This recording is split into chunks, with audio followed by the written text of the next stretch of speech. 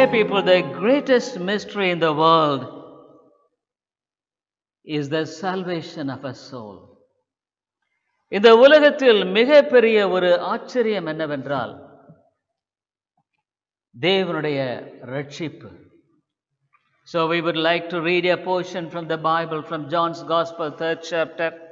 யோவான் எழுதின சுவிசேஷம் 3வது அதிகாரத்திலிருந்து இப்பொழுது நாம் ஒரு பகுதியை வாசிக்கும்படியாக இருக்கிறோம். John's Gospel, 3rd chapter. யோவான் எழுதின சுவிசேஷம் 3வது அதிகாரம் 1 to 11 please. John's Gospel, 3rd chapter, 1 to 11. யூதருக்குள்ளே அதிகாரியான நிக்கதேம் எனப்பட்ட பரிசேயன் ஒருவன் இருந்தான். அவன் ராக்காலத்தில் இயேசுவினிடத்தில் வந்து, ரபி, நீர் தேவனிடத்திலிருந்து வந்த போதகர் என்று அறிந்திருக்கிறோம். ஏனெனில் ஒருவனும் தன்னுடனே தேவன் இராவிட்டால் நீர் செய்கிற இப்படிப்பட்ட அற்புதங்களை செய்ய மாட்டான் என்றான். இயேசு அவனுக்கு பிரதியுத்தரமாக, ஒருவன் மறுபடியும் பிறவாவிட்டால் தேவனுடைய ராஜ்யத்தை காண மாட்டான் என்று மெய்யாகவே மெய்யாகவே உனக்கு சொல்லுகிறேன் என்றார். அதற்கு நிக்கதேமே, ஒரு மனுஷன் முதிர் வயதாயிருக்கையில் எப்படி பிறப்பான்? அவன் தன் தாயின் கற்பத்தில் 2ஆம் தரம் பிரவேசித்து பிறக்க கூடுமோ என்றான். இயேசு பிரதியுத்தரமாக, ஒருவன் ஜலத்தினாலும் ஆவியினாலும் பிறவாவிட்டால் தேவனுடைய ராஜ்யத்தில் பிரவேசிக்க மாட்டான் என்று மெய்யாகவே மெய்யாகவே உனக்கு சொல்லுகிறேன். மாம்சத்தில் பிறப்பது மாம்சமாயிருக்கும், ஆவியினால் பிறப்பது ஆவியாயிருக்கும். நீங்கள் மறுபடியும் பிறக்க வேண்டும் என்று நான் உனக்கு சொன்னதை குறித்து அதிசயப்பட வேண்டாம். காற்றானது தனக்கு இஷ்டமான இடத்திலே வீசுகிறது, அதன் சத்தத்தை கேட்கிறாய், ஆகிலும் அது இன்ன இடத்திலிருந்து வருகிறது என்றும் இன்ன இடத்துக்கு போகிறது என்றும் உனக்கு தெரியாது. ஆவியினால் பிறந்தவன் எவனோ அவனும் அப்படியே இருக்கிறான் என்றார். அதற்கு நிக்கதேமே, இவைகள் எப்படி ஆகும் என்றான். இயேசு அவனை நோக்கி, நீ இஸ்ரவேலில் போதகனாய் இருந்தும் இவைகளை அறியாமல் இருக்கிறாயா? மெய்யாகவே மெய்யாகவே நான் உனக்கு சொல்லுகிறேன், நாங்கள் அறிந்திருக்கிறதை சொல்லி நாங்கள் கண்டதை குறித்து சாட்சி கொடுக்கிறோம், நீங்களோ எங்கள் சாட்சியை ஏற்றுக்கொள்ளுகிறதில்லை என்பது. Dear people, when we really contemplate the saving of a soul is a great and wonderful thing that we could really know it. ரட்சிப்பு, ஒரு மனிதனுடைய ரட்சிப்பை குறித்து நாம் சிந்திக்கும் பொழுது, அதை குறித்து நாம் ஆராய்ந்து பார்க்கும் பொழுது அது மிகுந்த ஆச்சரியமான ஒன்றாக இருக்கிறது என்பதை நாம் விளங்கிக் கொள்ள வேண்டும். Many people talk about salvation so lightly. அநேக மக்கள் ரட்சிப்பை குறித்து சாதாரணமாக பேசுகிறார்கள். But really speaking, when you come to know and understand the salvation of a soul, it's a great mystery and you can't really fathom that fully. ஒரு மனிதனுடைய ரட்சிப்பை குறித்து நாம் ஆராய்ந்து பார்க்கும் பொழுது அது மிகுந்த ஆச்சரியமானதாகவும் அதை முழுமையாய் விளங்கிக் கொள்ள கூடாதாம் இருக்கிறது. Salvation is a complex process which is done by God. ரட்சிப்பு என்பது தேவனால் செய்யப்படுகிற ஒரு மகிமையான செயலாக இருக்கிறது. Today I would like to meditate on the component of regeneration in the salvation of a soul. ஒரு மனிதனுடைய ரட்சிப்பில் மறுபிறப்பு என்ற காரியத்தை குறித்து இந்த நாளில் சிந்திக்க இருக்கிறோம். As long as you really understand as how God has saved you truly and fully by the revelation of the Holy Spirit, பரிசுத்த ஆவியானவர் உன்னுடைய வாழ்க்கையில எவ்விதமான ரட்சிப்பை கொடுத்திருக்கிறார் என்பதை முழுமையாக நீ அறிந்து கொள்ளும் பொழுது, you can't miss one thing which really revolutionized your life. ஒரு காரியத்தை நீ மறந்து விட முடியாது, உன்னுடைய வாழ்க்கையை மறுமலர்ச்சி ஆக்கக்கூடிய காரியம். What is it? அது என்ன? The love of God. தேவனுடைய அன்பு. Dear people, every man who is born in the world is born with a dead soul. இந்த உலகத்தில் பிறக்கிற ஒவ்வொரு மனிதனும் ஒரு மரித்து போன ஆத்மாவோடு கூட தான் பிறக்கிறான். The Bible is very clear. Because of Adam, we are being born in this world with a live body but a dead soul. ஆதாமுடைய வீழ்ச்சி நிமித்தமாக இந்த உலகத்தில் நாம் ஒரு உயிருள்ள சரீரத்தோடு பிறக்கிறோம். ஆனாலும் மரித்து போன ஆத்மாவோடு கூட பிறக்கிறோம். What is the deadness of the soul? ஒரு ஆத்மாவின் மரணம் என்பது என்ன? The purpose for which the soul is created is completely dead. எதற்காக ஒரு ஆத்மா உருவாக்கப்பட்டதோ சிருஷ்டிக்கப்பட்டதோ அவருடைய நோக்கம் முற்றிலுமாக அற்று போய்விட்டது. Soul and spirit is the same, which is being interchanged in our usage. ஆத்மாவும் ஆவியும் என்பதை நாம் ஒன்றுக்கொன்று ஒன்றாகவே இருக்கிறது. நாம் உபயோகப்படுத்துகிற வார்த்தையின் வித்தியாசமாக இருக்கிறது. So when Adam died in the soul, ஆதாம் ஆத்மாவிலே மரித்து போன பொழுது, the purpose of him and the creation of his soul was completely dead. அவன் உருவாக்கப்பட்டதனுடைய நோக்கமும் அவனுடைய ஆத்மா உருவாக்கப்பட்டதும் முற்றிலுமாக மரித்து போனதாய் காணப்படுகிறது. For what purpose the soul was created and Adam was created? என்ன நோக்கத்துக்காக ஆத்மா சிருஷ்டிக்கப்பட்டது, ஆதாம் சிருஷ்டிக்கப்பட்டான்? It is to have a communion with a holy God. ஒரு பரிசுத்தமான தேவனோடு கூட தொடர்பு கொள்ளும்படியாக சிருஷ்டிக்கப்பட்டது. A living soul getting connected with a living God. ஜீவனுள்ள ஒரு ஆத்மா ஜீவனுள்ள தேவனோடு கூட தொடர்பு கொள்ளுகிற ஒரு காரியத்துக்காக சிருஷ்டிக்கப்பட்டது. When Adam sinned, ஆதாம் பாவம் செய்த பொழுது, the soul dead, ஆத்மா மரித்து போனது. The communion with living God was lost. ஜீவனுள்ள தேவனோடு கூட கொண்டிருக்கிற தொடர்பு இழக்கப்பட்டு போயிற்று. Dear people, every person in Adam is created for a purpose.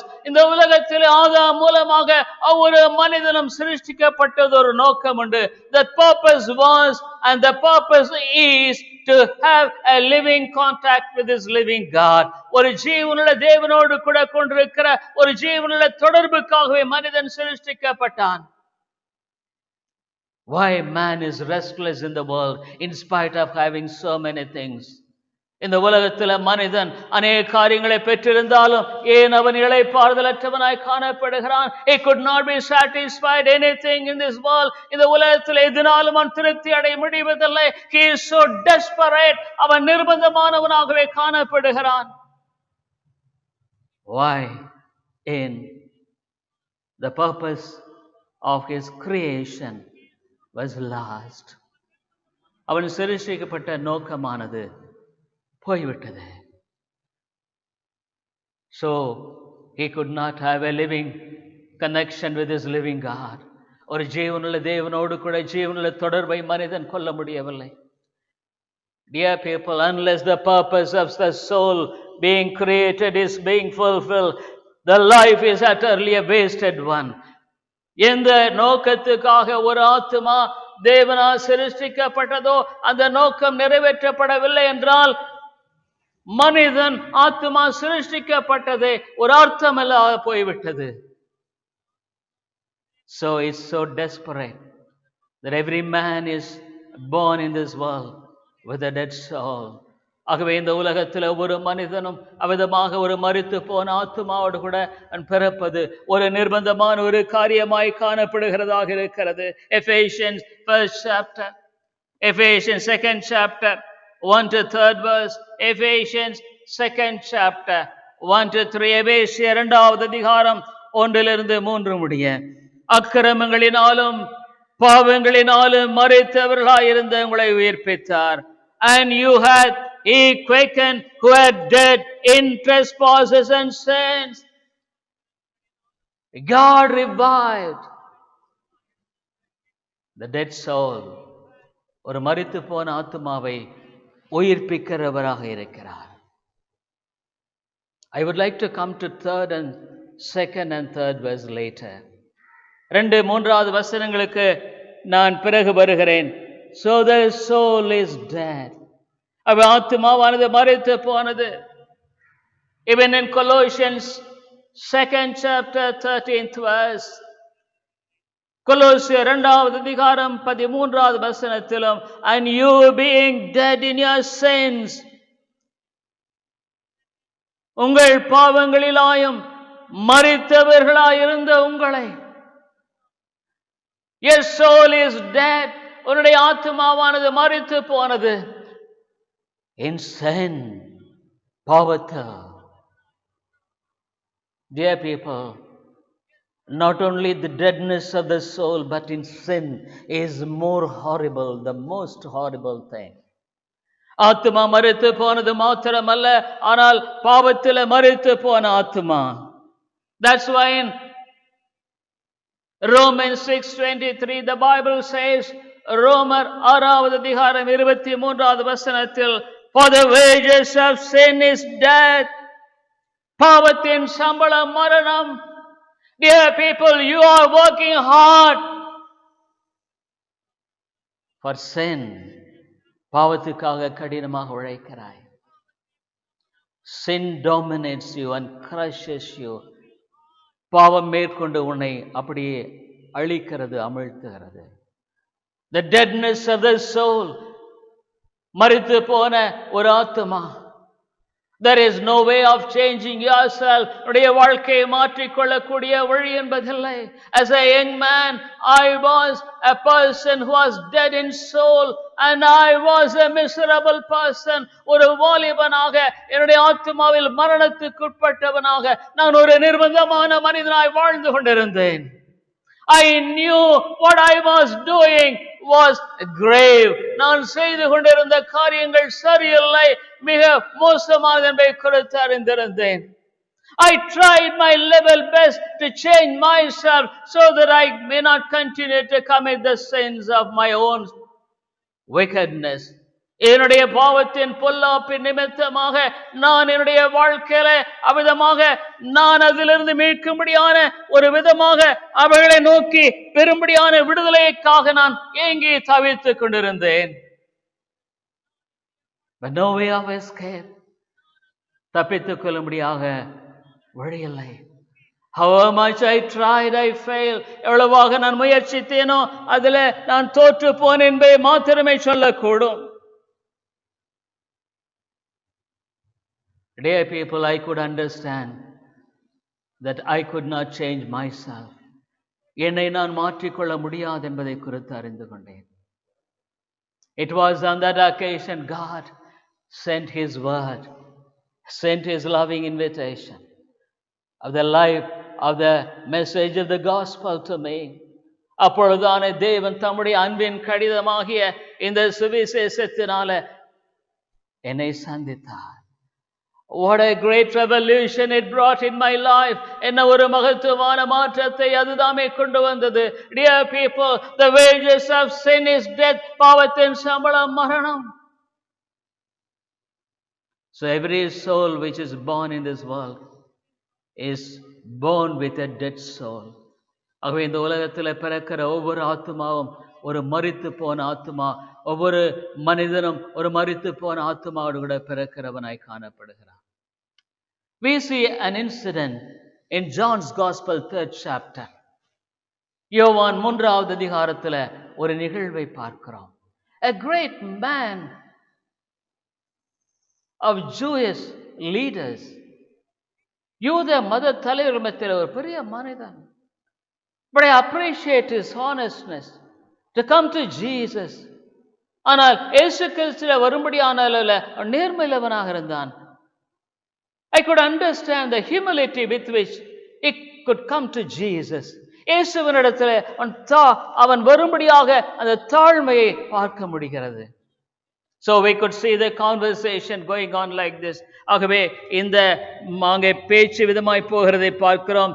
John's Gospel, 3rd chapter, 1 to from first word onwards. யோவான் 3வது அதிகாரம் 1 வசனம் முதல். There was a man of the Pharisees named Nicodemus, a ruler of the Jews. யூதருக்குள்ளே அதிகாரியான நிக்கோதேம் எனப்பட்ட பரிசேயன் ஒருவன் இருந்தான்.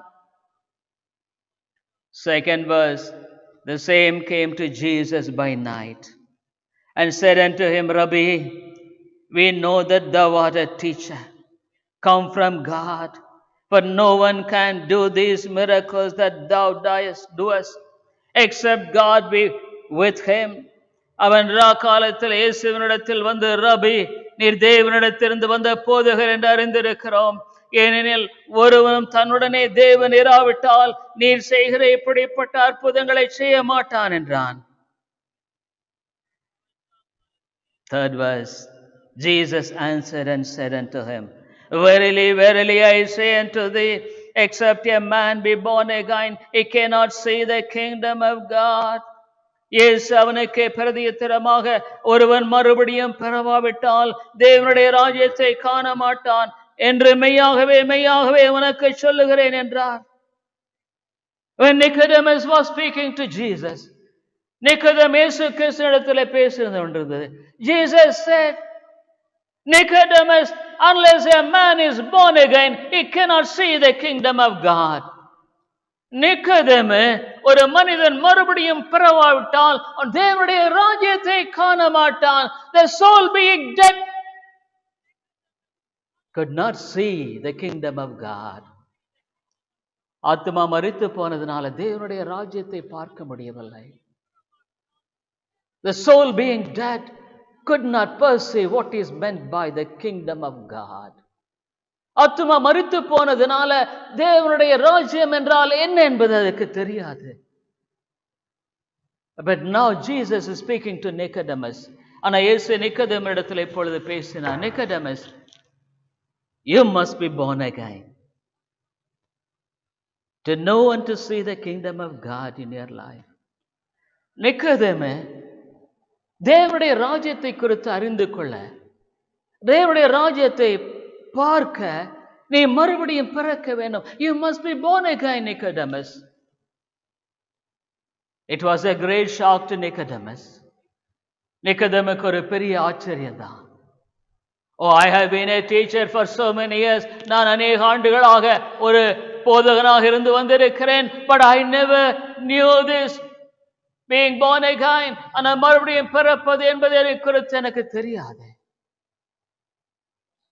He just asked a very foolish question. ஒரு மதீனமான ஒரு கேள்வி அவன் கேட்கிறான். The one who was teaching the scripture for so many years, a well-experienced man, வேதத்தை அநேக ஆண்டுகளாய் போதித்துக் கொண்டிருந்த அனுபவமுள்ள மனிதன், he was asking a very foolish question. ஒரு மதீனமான கேள்வியை தானே கேட்கிறான். Fourth verse, John's Gospel 3:4. Nicodemus saith unto him, How can a man be born when he is old? Can he enter the second time into his mother's womb and be born? அதற்கு நிக்கோதேம், ஒரு மனுஷன் முதிர் வயதாய் இருக்கையில் எப்படி பிறப்பான்? அவன் தன் தாயின் கற்பத்தில் இரண்டாம் தரம் பிரவேசித்து பிறக்க கூடுமோ என்றான். How could this be? Can a big man get into the womb of his mother and again be born? ஒரு பெரிய மனுஷன் தன்னுடைய தாயின் வயிற்றுல போயிட்டு மறுபடியும் பிறக்கிறதா? It seems to be so foolish. மதீனமாக இருக்கிறது. But dear people, when he heard the statement of Jesus, he was shocked. கேட்ட பொழுது அவன் அதிர்ந்தான். Because probably he would have thought that he will get into the kingdom of God. ஒருவேளை நினைத்துக் கொண்டிருக்க கூடும் தேவனுடைய ராஜ்யத்தில் பிரவேசிக்க முடியும். Because he being a Pharisee, ஒரு சதுசேயன், a religious leader, ஒரு மத தலைவன், the one who taught the scripture to many people, வேதத்தை அநேக மக்களுக்கு போதித்த மனிதன், probably he thought that he was the prominent man and probably a person who would be given prominence to get into God's kingdom by God himself, he thought. அவன் நினைச்சா தேவனால அவனுக்கு தேவனுடைய ராஜ்யத்தில் பிரவேசிக்கக்கூடிய முக்கியத்துவம் முதலிடம் கொடுக்கப்படும் என்று. But here the statement shook him. ஆனா இந்த இயேசு சொன்னது அவனை அசைத்தது. So he could not understand. அவனை விளங்கிக் கொள்ள முடியவில்லை. So he was babbling. ஆகவே விதமாக சொல்லக்கூடாது இது ஒன்று சொல்லிட்டு இருக்கான். Dear people, this morning I ask you, are you born again? நீ மறுபடியும் பிறந்திருக்கிறையா? Can you boldly say that I am born again? நான் மறுபடியும் பிறந்திருக்கிறேன் என்று தைரியமா சொல்ல முடியுமா? I would like to examine yourself this morning by the things which I am going to preach. நான் பிரசங்கிக்கிற பிரசங்கத்தின் மூலமாக இந்த காலையில உன்னை நீ ஆராய்ந்து பார்க்கும்படியாக விரும்புகிறேன். It's a very crucial thing, my dear friend. இது மிக மிக அதிமுக்கியமான காரியம். Because if you are not born again, நீ மறுபடியும் பிறக்கவில்லை என்றால் you can't get into the kingdom of God. தேவனுடைய ராஜ்யத்தில் நீ பிரவேசிக்க முடியாது.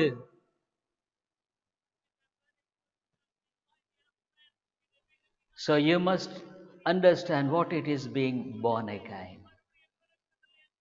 ஆகவே மறுபடியும் பிறப்பது என்றால் என்ன என்பதை நீ விளங்கிக் கொள்ள வேண்டும். First of all, it is the work of a loving God. முதலாவது ஒரு அன்புள்ள தேவனுடைய செயல். When I contemplate the regeneration, oh God, what a great thing it is in the soul of a man. ஆண்டவரே, ஒரு ஆத்துமாவில, ஒரு மனிதனுடைய ஆத்துமாவில நீ செய்யும்படியான காரியம் எவ்வளவு பெரிதாக இருக்கிறது. Nicodemus thought that he was a person who knew the scripture. வேதம் தெரியும் என்று அறிந்து கொண்டிருந்த மனிதன். But I tell you, dear friend, probably you may knew the scripture.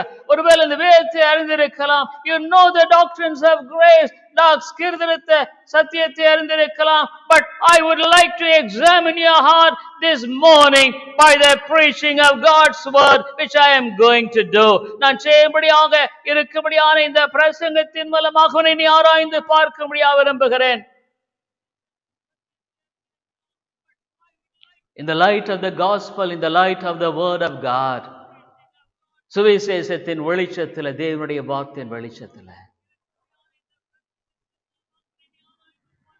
what is being born again? மறுபடியும் பிறக்கிறது என்றான் என்ன? Is it something change of name? ஏதோ பெயர் மாற்றமா? Is it something a change of some religious life in your life? ஏதோ மத சம்பந்தமான சில மாற்றங்கள் உட்பட்ட ஒரு காரியமா? Is it something which you have come across that you are being baptized? ஏதோ ஞானஸ்நானம் பெற்ற ஒரு காரியமா? Is it something you go to church and you being a part of the church, ஏதோ ஒரு சபையில போய் ஒரு சபையில அங்கத்தினா இருப்பதா? Is anything of like this sort? இது இந்த விதமான ஒரு காரியமா? I tell you, the work of God is so tremendous. தேவனுடைய இந்த செயல் மிக ஆச்சரியமானது. When I contemplate, இதை நான் சிந்தித்த பொழுது, oh God, how marvelous it is. எவ்வளவு ஆச்சரியமான ஒரு காரியம் இது. I would like to show you what is being regenerated. மறுபடியும் பிறக்கிறது என்றால் என்ன என்பதை நான் உங்களுக்கு காண்பிக்க விரும்புகிறேன். I would like to take you to another gospel, another part of the gospel. இன்னொரு சுவிசேஷத்தினுடைய இன்னொரு பகுதி, John's Gospel 11th chapter. யோவான் எழுதின சுவிசேஷம் 11வது அதிகாரம். The family was loved by the Lord Jesus Christ very much. அந்த குடும்பம் ஆண்டவராகிய இயேசு கிறிஸ்துவினால் அதிகமாக நேசிக்கப்பட்ட குடும்பம். Lazarus and two of his sisters. லாசரும் அவருடைய 2 சகோதரிகளும். But Lazarus died. லாசரு மரித்து போனான். Jesus was not there. இயேசு அங்கே இல்லை. Probably that sisters sent a word even to Jesus, but he didn't come. இயேசுவுக்கு செய்தி அனுப்பினார்கள், ஆனால் அவர் வரவில்லை. When he came there, already Lazarus was dead. இயேசு கிறிஸ்து அங்க வந்த பொழுது ஏற்கனவே மரித்து விட்டார்.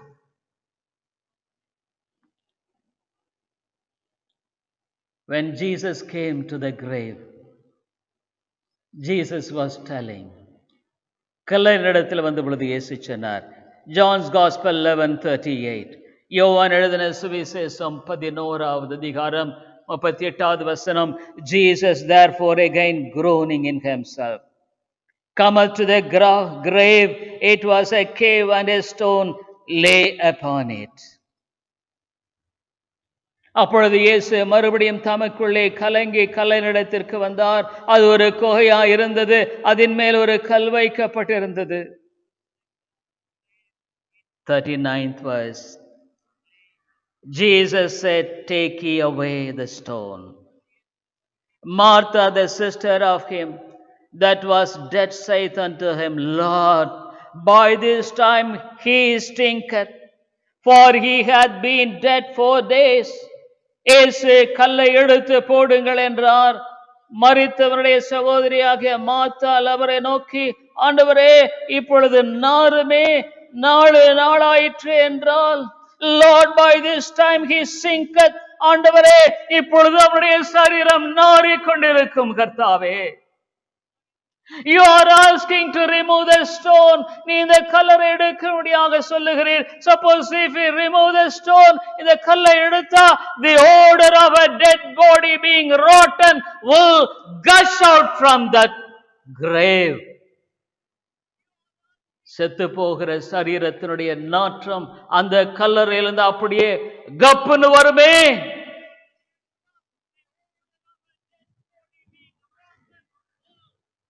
Dear people, it is horrible of the deadness and the stinking soul of a man. ஒரு மனிதனுடைய நாற்றம் எடுக்கும் ஆத்துமா, அழிந்து செத்து போன ஆத்துமா அதை விட பயங்கரமானது.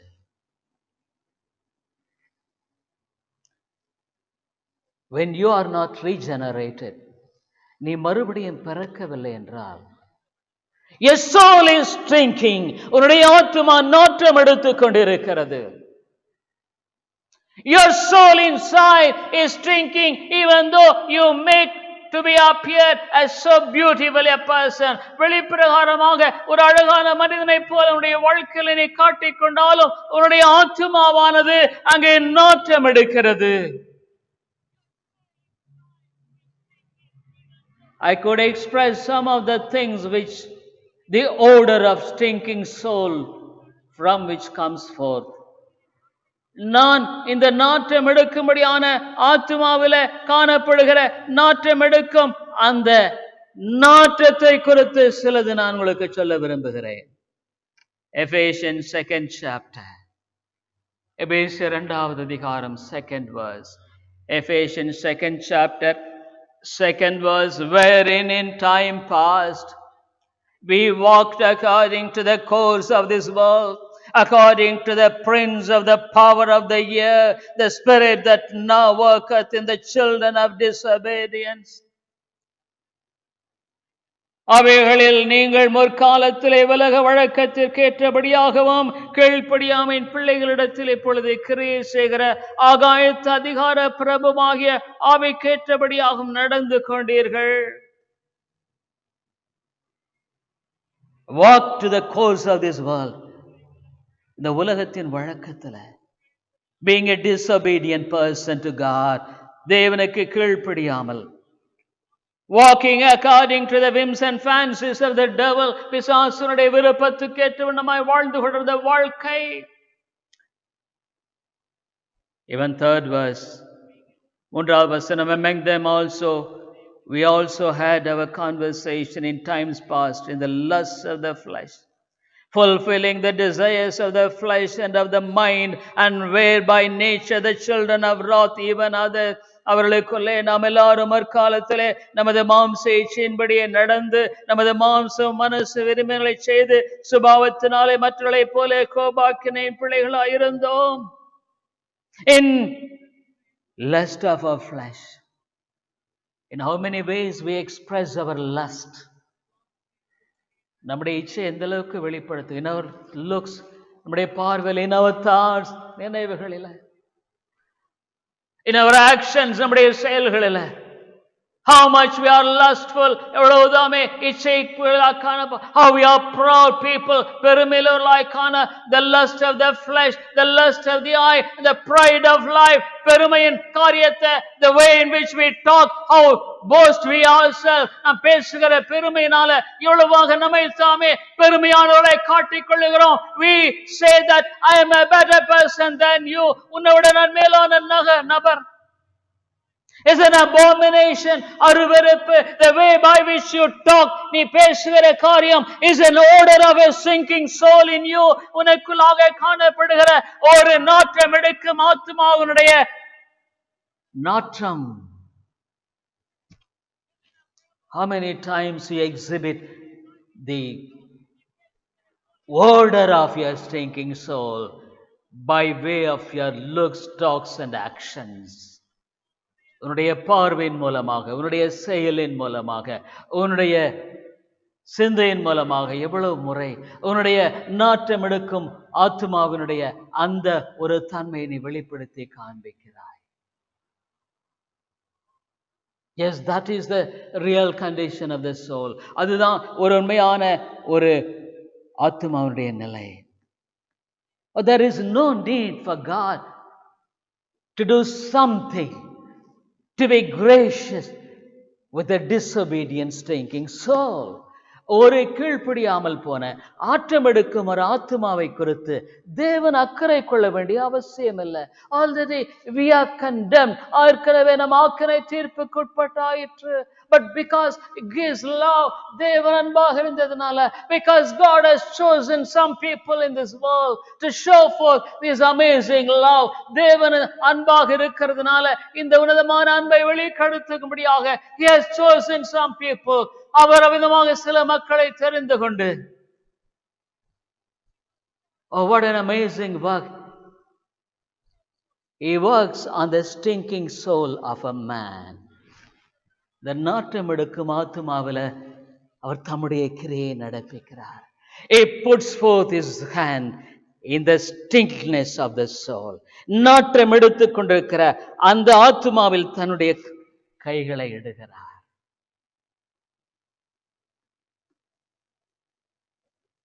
That's why God said to Nicodemus, தேவன் நிக்கோதேமை பார்த்து சொன்னார். என்ன சொன்னார்னா, Nicodemus, John's Gospel, 3rd chapter, யோவான் 3வது அதிகாரம் 5th verse, 5வது வசனம். Jesus answered, verily, verily, I say unto thee, except a man be born of water and of the Spirit, he cannot enter into the kingdom of God.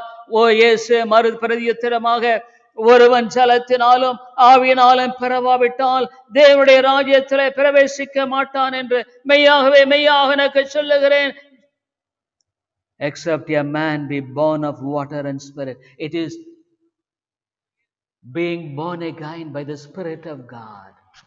தேவ ஆவியினால் ஒரு மனிதன் மறுபடியும் பிறக்கிறான். The Spirit of God, the triune God, works in the soul of a man. ஒரு மனிதனுடைய ஆத்துமாவில் திரியேக தேவனில் ஒருவனான பரிசுத்த ஆவியானவர் செயல்படுகிறார். He puts His clean hand in the dirty soul, the stinking soul of a man. ஒரு நாற்றம் எடுக்கும் ஒரு ஆத்துமாவில் அவருடைய பரிசுத்தமான கைகளை வைக்கிறார். Evening I am going to continue with the regeneration.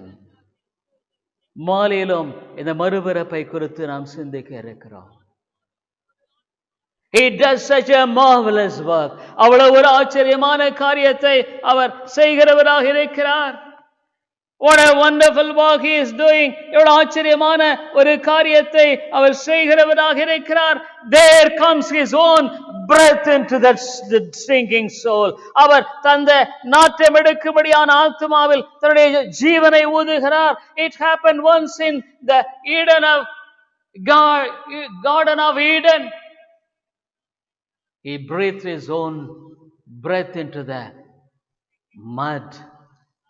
அவர் தன்னுடைய ஜீவ சுவாசத்தை அந்த மண்ணில ஊதினார். Again, the Spirit of God does the same thing in the soul. அதை மறுபடியுமாக தேவாவியானவர் ஒரு மனிதனுக்குள்ளாய் செய்கிறார். Dear people, being saved is being the work of the triune God. Bring out your life in the dead soul. ஆகவே ரட்சிக்கப்படுவது என்று சொல்லும் பொழுது ஒரு செத்து போன ஆத்மாவில் பரிசுத்த ஆவியானவர் ஜீவனை கொடுக்கும்படியான ஒரு காரியம். An amazing work of the Spirit of God that makes a dead soul to become alive. ஒரு மரித்து போன ஆத்துமா ஜீவனை பெறும்படியாக தேவன் செய்கிற உன்னதமான ஒரு காரியம். Previously, because the purpose for which he has created is dead in him. தேவன் எதற்காக ஆத்துமாவை உருவாக்கினாரோ அந்த நோக்கம் அவனில் செத்து போயிருந்தது. But now when he is revived, அவன் மறுபடியும் உயிர்ப்பிக்கப்படும் பொழுது, oh, his eyes are open to see again the purpose for which he was created in this world. அவன் கண்கள் திறக்கப்படும் பொழுது அவன் எதற்காக சிருஷ்டிக்கப்பட்டானோ அந்த நோக்கத்தை அவனுடைய வாழ்க்கையிலே காணக்கூடியவனாய் அவன் மாறுகிற ஒரு மகிமையான காரியம் நடைபெறுகிறது. A glorious thing is happening in his dead soul to see the purpose for which he was created. He see the person who is concerned with this. இதற்குரியவரை பார்க்கிறான். He see God himself. தேவனை பார்க்கிறான். Previously he was like a pig living in the mud. The sins of the world. அதுக்கு முன்பாக பன்றியை போல சேற்றில புலண்டு கொண்டு உலகத்தின் பாவத்தினால உழன்று கொண்டிருந்தவன். Now his eyes are lifted up. அவனுடைய கண்கள் தூக்கப்படுகிறது. That's why பாவங்களினாலும் அக்கிரமங்கள் மரித்தவராயிருந்த உங்களை உயிர்ப்பித்தார். That's what St. Paul says in Ephesians 2nd chapter. எபேசியர் 2வது அதிகாரம் 1வது வசனத்துல, and you had he quickened who had dead in trespasses and sins. அக்கிரமங்களாலும் பாவங்களினாலும் மரித்தவர்களாயிருந்த உங்களை உயிர்ப்பித்தார். It is completely the work of God. இது முழுமையாக தேவனுடைய செயல். In no way there is not even a dot of contribution of man in this. மனிதன் இந்த இடத்தில் அவனுடைய பங்களிப்பு என்று ஒன்றுமே கிடையாது. Every morning I used to say, Lord, the Lord loves me, an unworthy sinner. ஒரு காலையில ஒரு அபாத்திரமான பாவி என்னை நேசிக்கிறார். Why should he do? Why should he do such a thing in my life? ஏன் விதமான ஒரு காரியத்தை வாழ்க்கை செய்து வருக? Why did he do this? ஏன் என்னை செய்தார்?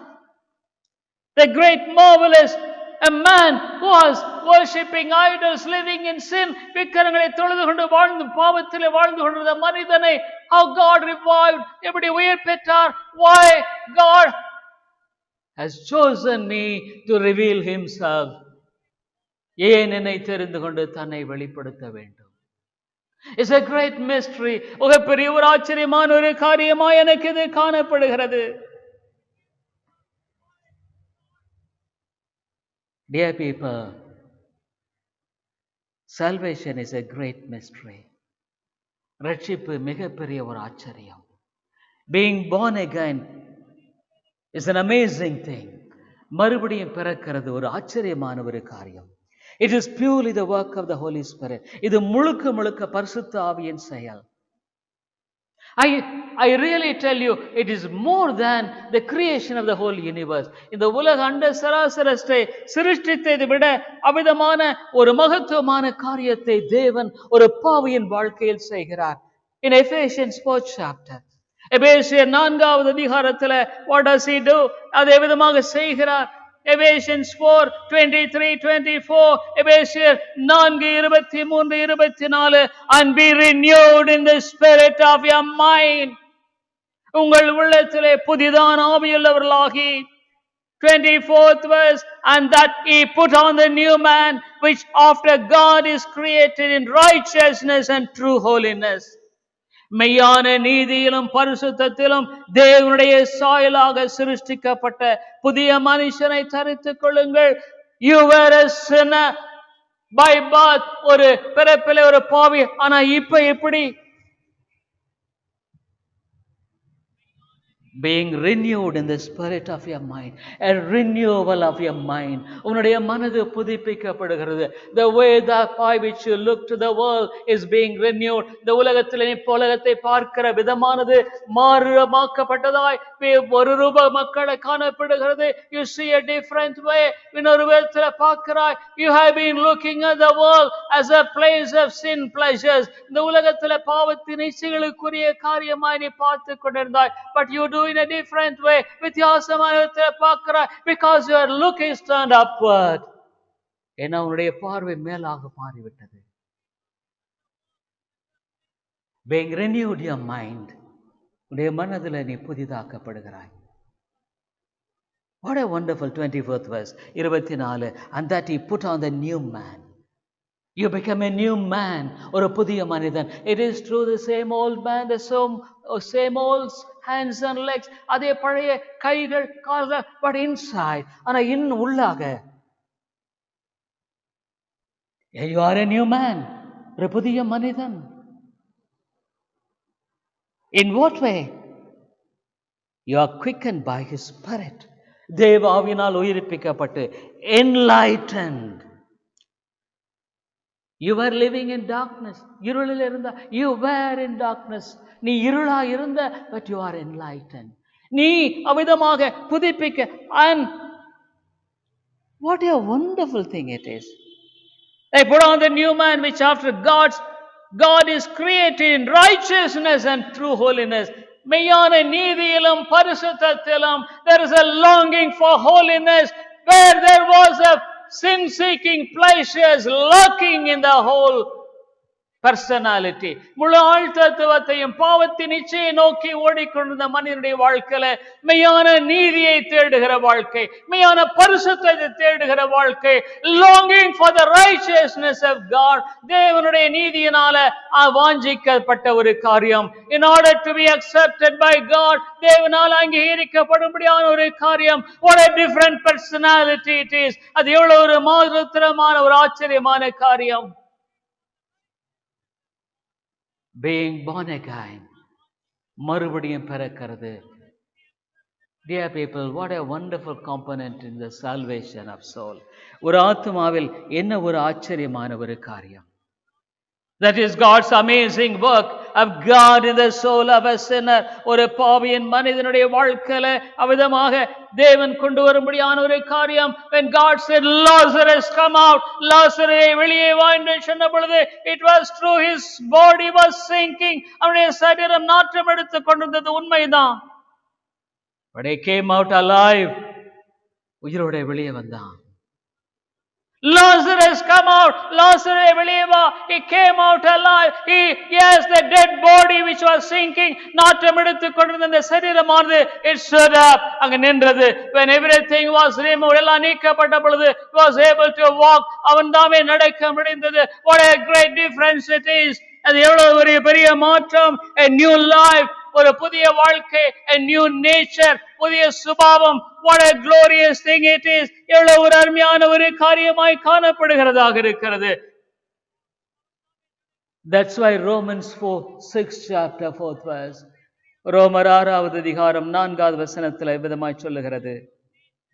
Therefore we are buried with him by baptism unto death, that like as Christ was raised up from the dead by the glory of the Father, even so we also should walk in the newness of life. Devan, what a glorious thing it is. இவ்வளவு அருமையா சொல்லப்படுகிறது. மேலும் பிதாவின் மகிமையினாலே கிறிஸ்து மரித்தோர்ந்து எழுப்பப்பட்டது போல நாமும் புதிதான ஜீவனுள்ளவர்களாய் நடந்து கொள்ளும்படிக்கு with a new nature.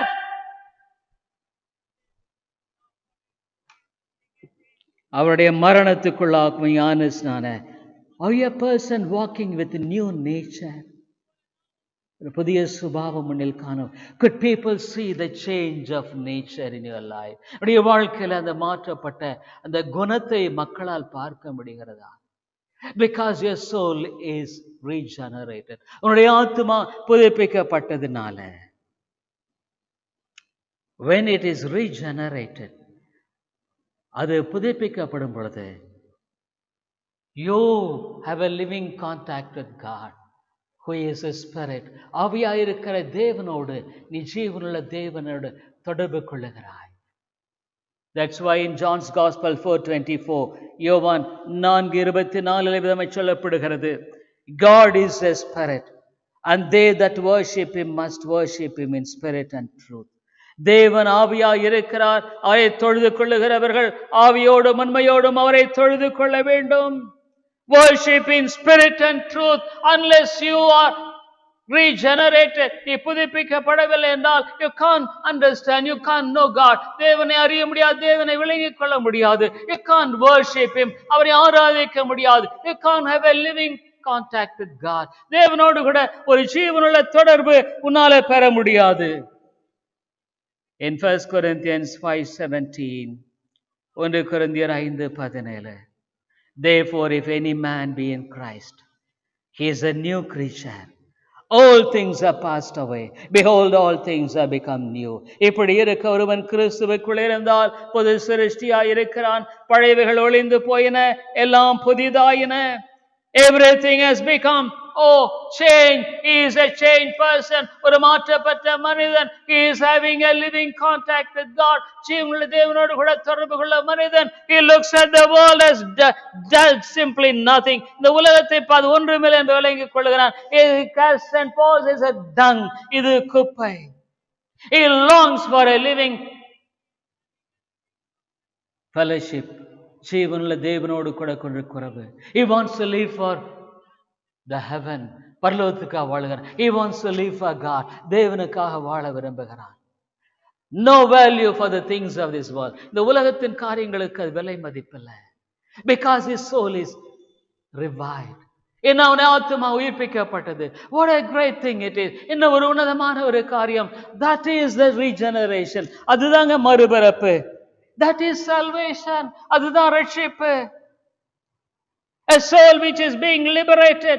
ஒரு ஆத்துமாவானது விடுவிக்கப்பட்ட பின்பாக. This morning I honestly ask you, நான் நேர்மையான கேட்கிறேன், is your nature changed? உன்னுடைய குணம் மாறப்பட்டிருக்கிறதா?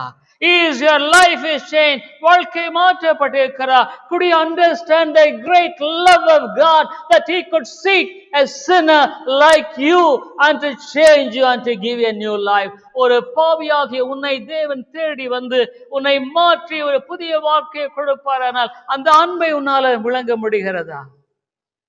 என்னில் அன்பு கூர்ந்து எனக்காக தம்மை தாமே ஒப்புக் கொடுத்த கிறிஸ்து இயேசு. Jesus Christ who loved me and gave himself for me.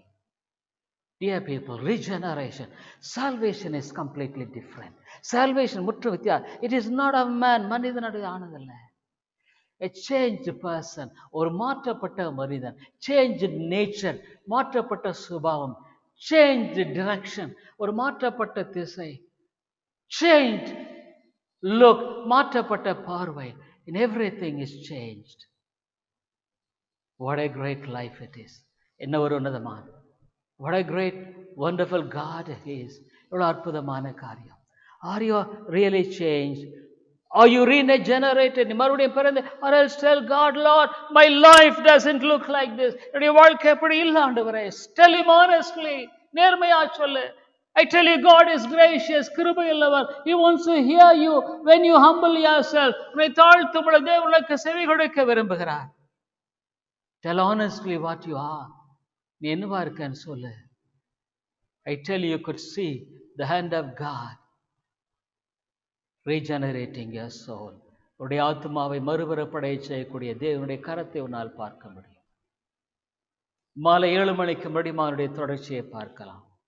Let's pray. ஜெபிப்போம். Heavenly Father, we thank you for this morning and thy word. ஆண்டவரே, இந்த மாலை வேளைக்காக உம்முடைய வார்த்தைக்காக நாங்கள் நன்றி செலுத்துகிறோம். Spirit of the living God, regenerate us. Regenerate the one who is not regenerated this morning, who hear God's word. அன்றைய வார்த்தையை கேட்கிற மறுபிறப்படையாத ஒவ்வொரு சாரனை மறுபிறப்படைய செய்தருளும் ஆண்டவரே. Be merciful to us, Lord. ஆண்டவரே, இரக்கமாயிரும். இயேசுவின் நாமத்தில் ஜெபிக்கிறோம் நல்ல பிதாவே. ஆமென்.